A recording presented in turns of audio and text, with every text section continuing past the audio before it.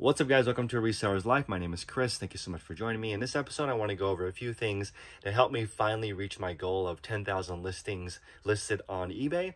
If you guys have been following me for a while, in 2017, my channel was called 10K on the Bay. My goal was to reach 10,000 live unique listings on eBay. I have now since reached that, but as usual, I've failed just below. It's like at 9,970 now because yesterday I had one of the biggest sales days I've ever had on eBay with 136 sales.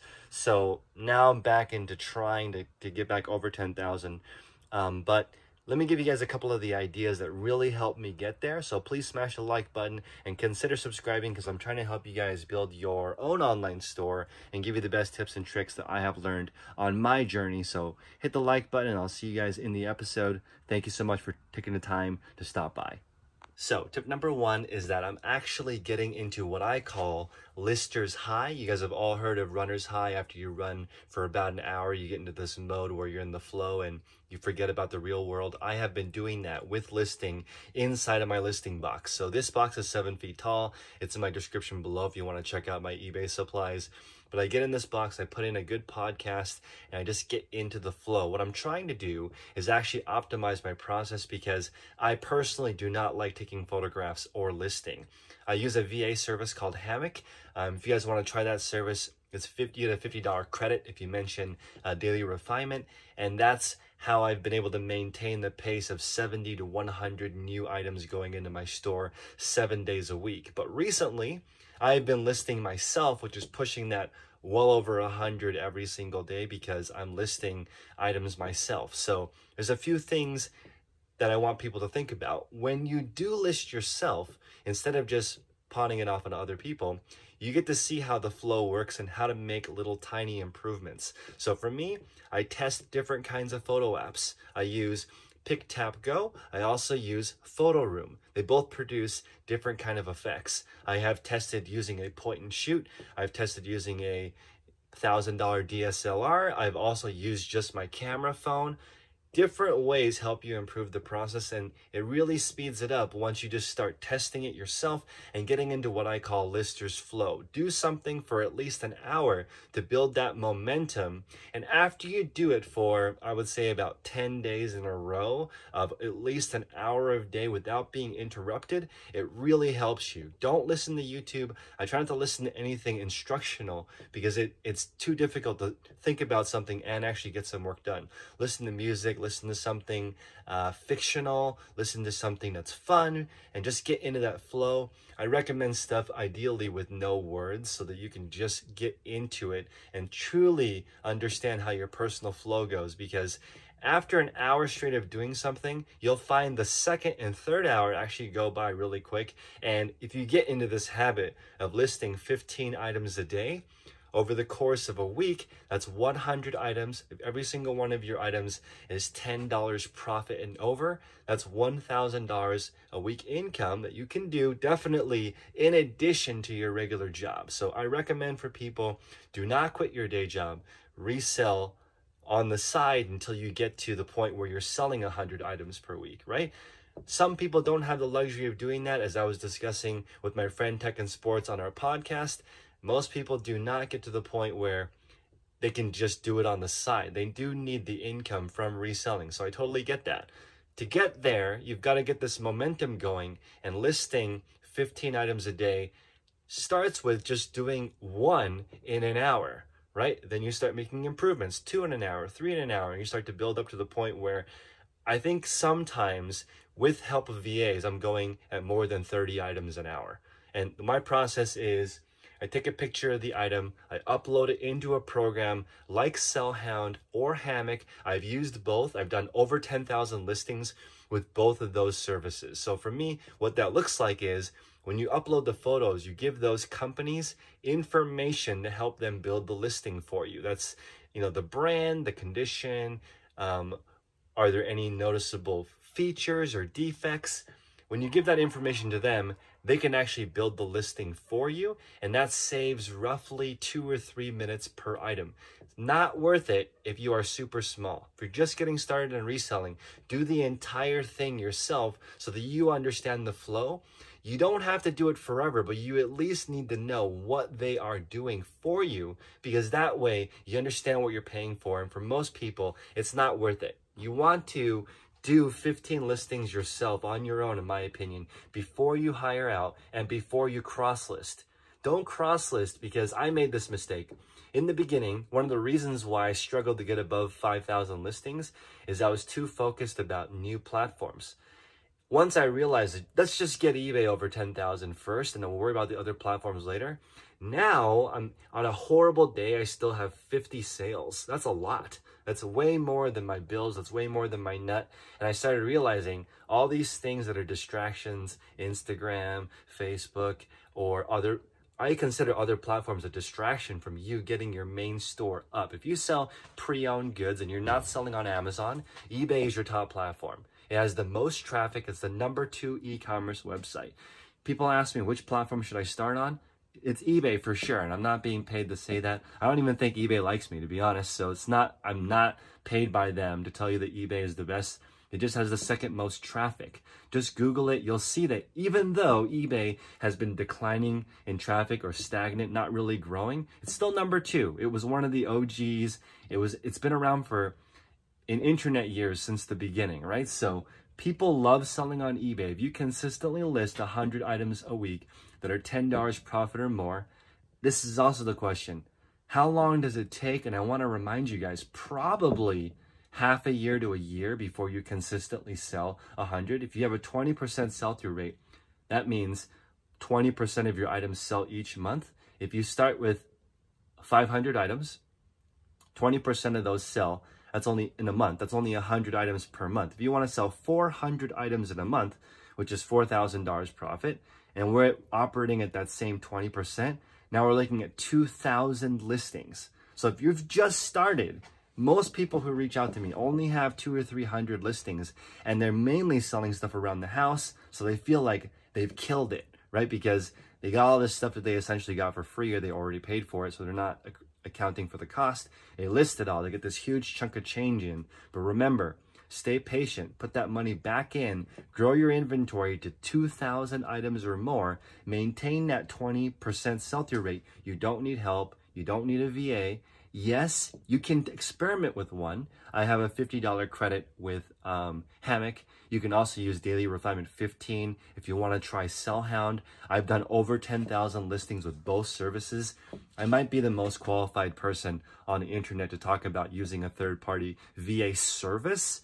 I've also used my own VAs directly. If you guys want to go on to Fiverr.com or Upwork.com, or you want to go on Craigslist and find your own worker, or you want to find somebody locally to help you, go for it. I've had experience doing that as well. It just gets down to getting good at your own specific process and finding out what sells well for you. For me, I have been stockpiling outerwear for months. During the summer is when these kinds of things are on sale. I live in California where it's warm. People are donating jackets quite often. Right now, I'm finding, just like I expected, a lot of summer wear. People are starting to stock up on this. Goodwill pricing is starting to increase. A lot of my goods are either thrifted, or I call it bulk thrifting, where you work out some kind of deal with either a donation service or you buy credentialized clothing. Credentialized clothing is people who run either those large networks of donation bins, or it's the final stop after Goodwill or Salvation Army has decided they don't want the goods anymore. Sometimes they send them overseas, or sometimes they sell them to people like me. So if you guys have been following me for a while, you know that I love shoes. I even say in my videos that I like shoes more than most people. And that's because I just like how they look. I like the features. I could talk about them all day. I like looking at them. I wear them. I like the performance part of it. They're cool to me, right? Why now is there so much clothing in my store, right? If you look at my store, you'll see that it's like 85% clothing. The problem is I can't find 10,000 shoes. It's not that easy. I've only had 5 deals this year where I've gotten a significant number of shoes, over 200 in one deal. Most of my shoe deals are like 5 here, 10 there, 20 here, and that makes it really hard to scale. That's one of the reasons why I have chosen clothing. If you guys haven't read this Tweet Storm by Naval Ravikant, he basically teaches you how to be rich for free. He has made like between $5 and $20 million dozens of times in his life. And he gives out this information on Twitter for free. And one of the main tenets is do long-term things with long-term people in long-term industries is, like a short version of it. So what that means is I'm looking for things that are going to be around for a long time. So that makes me think about grocery. That makes me think about clothing. That makes me think about stuff related to housing, because this is stuff that's going to be around forever. Now, what I need to do is, that's a long-term industry. Clothing, shelter, food, those are going to be around forever. Now I need to find long-term relationships, right? What are people? What are industries? Do I think Goodwill is going anywhere, anytime soon? No. The donation business is huge. America, right now, I think we can all agree, right, that there's a lot of changes. There are some people who are definitely underemployed. We can all agree that some of the jobs eliminated in the last few months will not be returning, okay? But I think everyone has also noticed that the super wealthy haven't been affected as much by this. So the donations don't seem to be letting up. They are still available. I'm essentially making a 6-figure living selling people stuff that they throw away. That's how amazing this world is that we're living in right now. It's so abundant that people's junk can feel a 10,000 item store. My mind is literally blown when I look at all the stuff being in my store. It could be in the landfill if it's not here. So I'm literally recycling stuff like this. It's important when you are taking photographs to make sure that your white balance is correct. This is blown out because of the way the camera is facing, and the camera it's harsh light coming from behind me.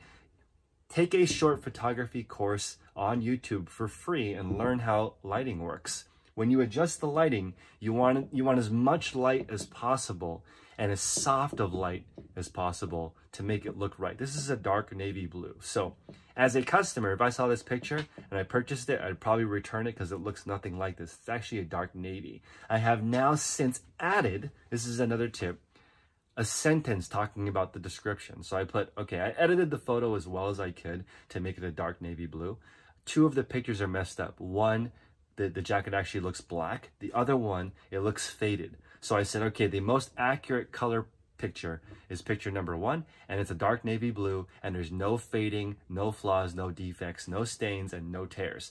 That's a long description, but this is gonna sell right away because the person's gonna see that care that I put into the actual item.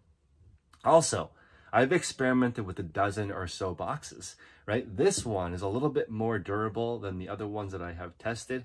People ask, if I have other light boxes. I do. I have this box right here for shoes. And then I also have one now at home.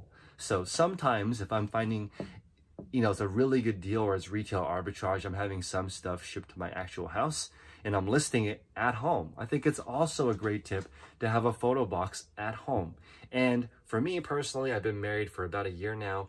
My house has 0 eBay inventory in it. I think that's a huge, amazing thing that you can do to boost your eBay business. There's no eBay at home. When I get home, my mind is completely clear. I can enjoy time with my family. I have it completely external. So even though it costs a fortune to have an external space in California, I still think it's worth it because I can fully recharge when I'm at home, and I feel like I'm more proud of that than I am here. I have definitely more processes at home to make sure, we're doing meal prep. We're trying to eat as healthy as we can, trying to sleep super well. We're trying to both turn our phones off at 6 o'clock and actually have an awesome conversation, talk about what we want out of life. I am so proud of my personal life.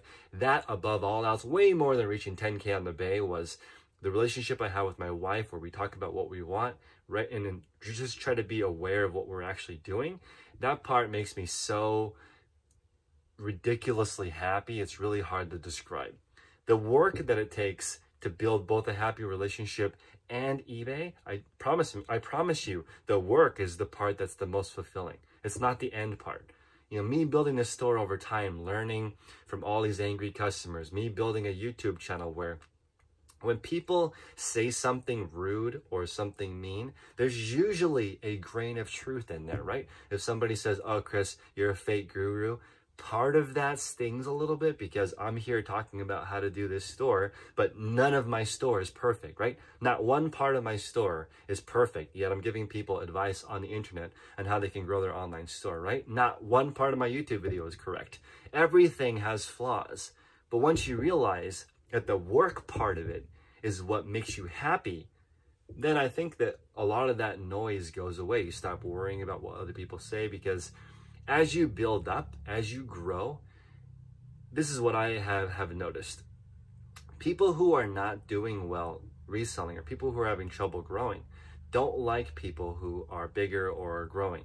But people who are doing well don't do that to the people who are below them. I've never seen somebody successful spend a few hours tearing down somebody below them. It doesn't really work that way, right? In the beginning, when I was growing, when I was learning how to do this, I was negative. If you guys have watched my videos from the beginning, I had horrible days because I'm like, why is this not working? Why are my sales not continuing up? Why are they not linear? Why did I get a below standard penalty? So I said this was unfair and illegal when eBay instituted this 4% penalty for not meeting certain service metrics, right? I had fallen below that. I had either 2 canceled cases. I can't remember what happened, but I fell below it and I had a 4% penalty, which for me was thousands of dollars of penalty per month. It was insane.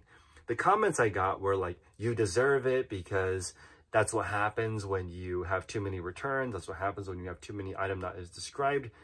All of this ridiculous negativity came towards me, and it makes me realize that I want you guys who are listening at home right now or in your car to recognize as things start to get better, it's going to get super noisy from people around you because it's hard.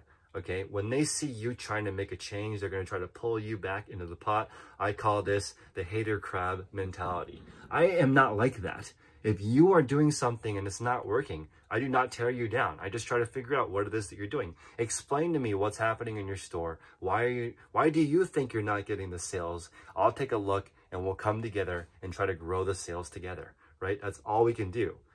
People who are tearing down other people are most people. So in this world right now, I just did that poll asking how people are doing. Most people are doing about the same as 9 months ago, and I feel like our world is completely different, but almost everything is exactly the same. Okay, so the media, gurus, your friends, they're telling you about all these problems like those problems are your responsibility, or that you actually have something to do with it when you don't. You're responsible for yourself, for your own family. For me, looking at this, I want to do things long-term and long-term relationships with the best people. That is what I want my message to be for you guys. My biggest mistake was thinking about things too short-term. Everything bad in my entire life has come from being in a hurry. Okay, do not be in a hurry. This takes a long time. Okay, there's another saying where, let's say you are 2/3 of the way up the mountain. And this is really, really applicable because you might be 50 years old listening to this. You might be 60 years old listening to this and saying, this sucks. I'm like 2/3 of the way to the top of the hill, maybe 2/3 of the way through my life. And this sucks. I've been doing it wrong. Or maybe, you put the ladder up the wrong tree. You've been climbing in the wrong direction. The answer literally is to climb all the way back down and climb up the right way. I am doing that. Okay, I recognize now when I give people advice, start from the beginning, start slow, start small, master small, then you can grow to whatever size that you want. And it sucks. It sucks starting completely over. When I learn a new platform, Poshmark or Mercari or Etsy or Amazon, whatever I'm learning, I have to start from the beginning. There is no super fast way to do this. And I love the saying that there is no escalator, there is no elevator of success. You have to take the stairs. And for me, now that I know that just taking the stairs is the best part, okay, you can see how many stairs you have climbed.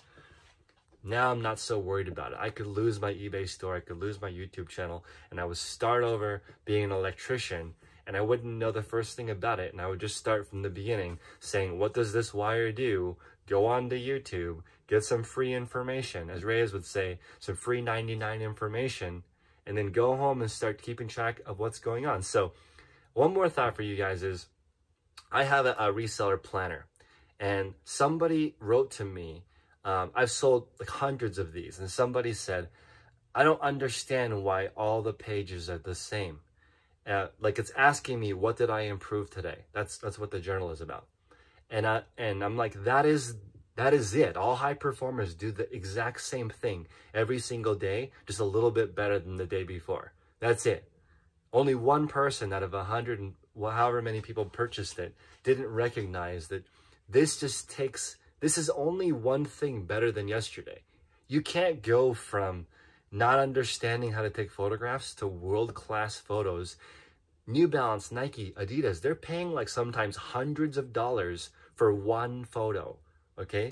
It took somebody 20 years of photography to get to that insane level where they can take that picture of the shoe floating above a waterfall and the model jumping in the air to touch it. That takes a lifetime of experience. You're not gonna go from not knowing how to take a photograph to that overnight. It takes a long time. It might take a decade of learning, but that's okay. There's hope. There's plenty of time as long as you master small. Master small, take it one day at a time.